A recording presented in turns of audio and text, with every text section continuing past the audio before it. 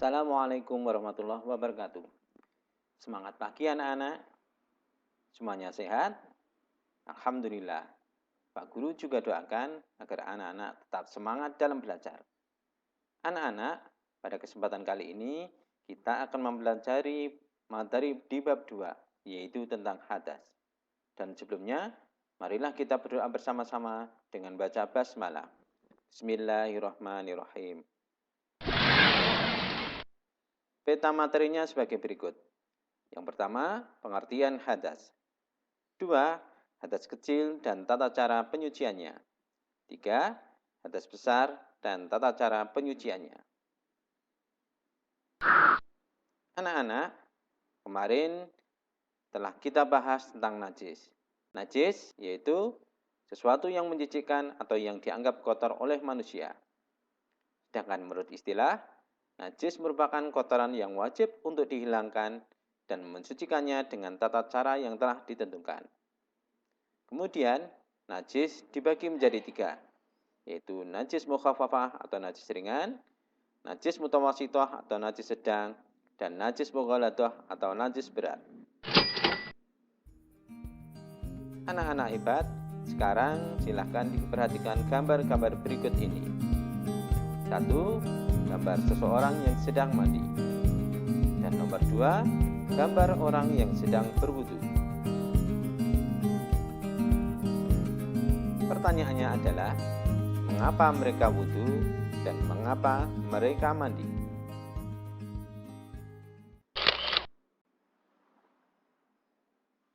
Sekarang kita masuki materi yang pertama, hadas, pembagiannya, dan tata cara penyuciannya.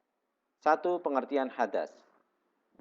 Anak-anak hebat, hadas merupakan benda-benda yang terdapat pada beberapa anggota tubuh manusia yang dapat menghalangi sahnya sholat. Hadas dikategorikan menjadi 2. Yang pertama, hadas kecil, dan yang kedua, hadas besar. Penyucian hadas kecil cukup dilakukan dengan berwudu, atau karena alasan tertentu dapat digantikan dengan tayamum. Sedangkan hadas besar hanya dapat dihilangkan dengan mandi junub atau janabah.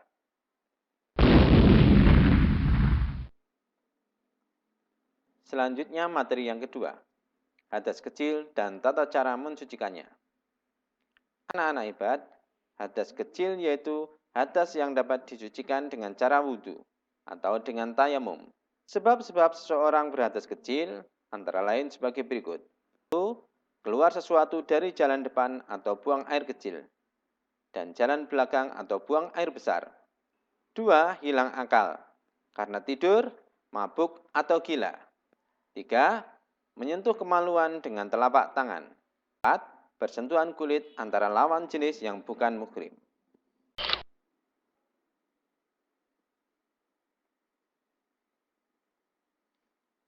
Sekarang tentang ketentuan wudhu. Wudhu adalah kegiatan bersuci dengan menggunakan air yang suci dan mensucikan untuk menghilangkan hadas kecil yang disertai dengan syarat-syarat dan rukun tertentu. Allah dalam surat Al-Maidah ayat 6, ayyuhalladzina amanu idza qumtum ila sholati faghsilu wujuhakum wa aydiyakum ilal marafiqi wamsahu bi ru'usikum wa arjulakum ilal ka'bain. Artinya, orang-orang yang beriman, apabila kamu hendak mengerjakan sholat, maka basuhlah mukamu dan tanganmu sampai dengan siku. Dan sapulah kepalamu dan basuh kakimu sampai dengan kedua mata kaki.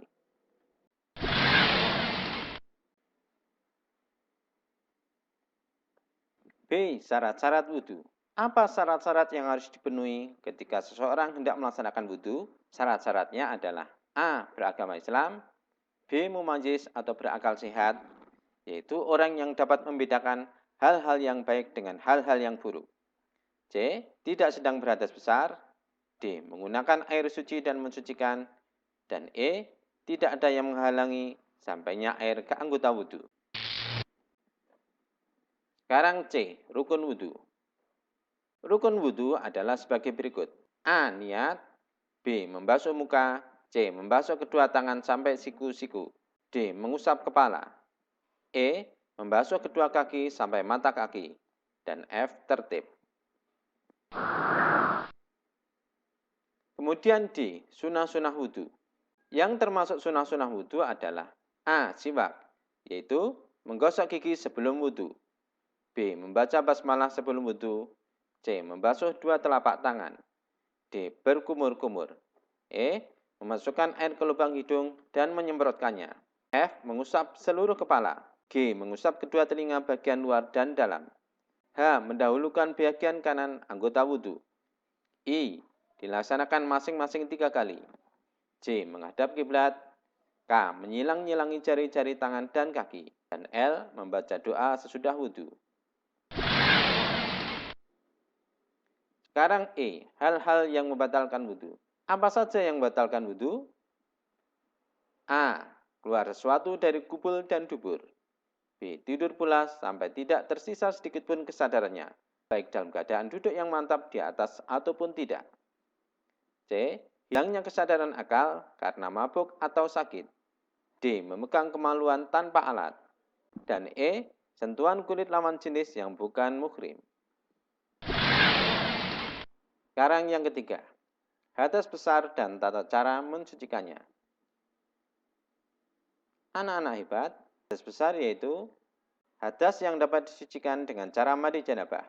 Kondisi sakit atau darurat boleh diganti dengan tayamum.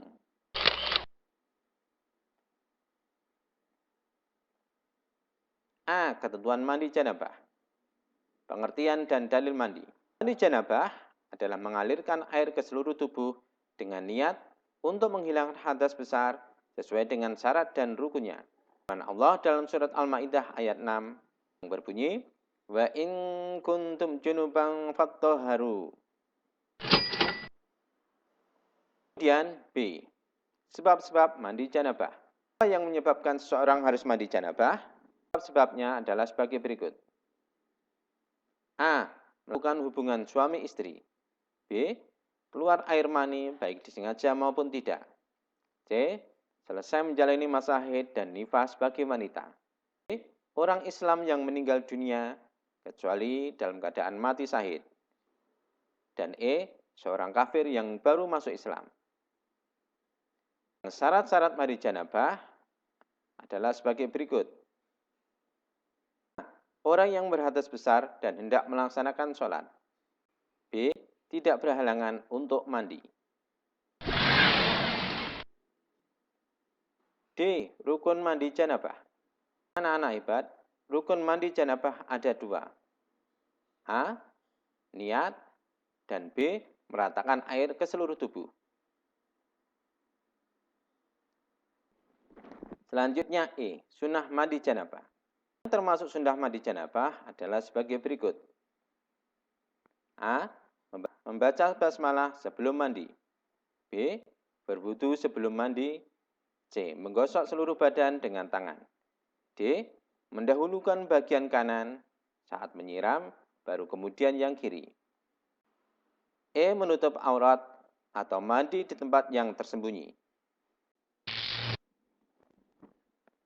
Sekarang F. Urutan mandi janabah. Bagaimana urutan mandi janabah? Urutan mandi janabah adalah sebagai berikut. A. Membasuh kedua tangan disertai dengan niat mandi janabah. B. Membasuh kemaluan dengan tangan kiri. C. Berwudu. D.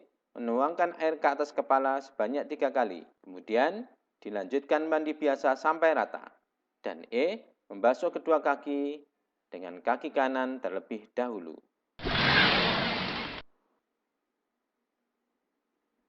Anak-anak hebat, pelajaran pada kesempatan kali ini dapat disimpulkan sebagai berikut. Hadas adalah sesuatu yang dapat menghalangi sahnya sholat. Hadas dikategorikan menjadi 2, yaitu hadas kecil dan hadas besar. Contoh hadas kecil adalah buang air kecil, buang air besar, hilang akal, karena tidur, mabuk atau gila, menyentuh kemaluan dengan telapak tangan, dan bersentuhan kulit antar lawan jenis yang bukan muhrim. Dan contoh hadas besar yaitu haid, nifas, wiladah, dan keluar sperma.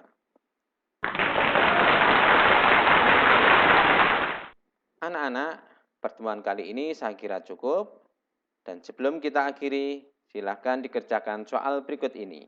1. Sebutkan rukun-rukun wudhu. 2. Uraikan urutan bertayamum lengkap dengan rukun dan sunahnya. 3.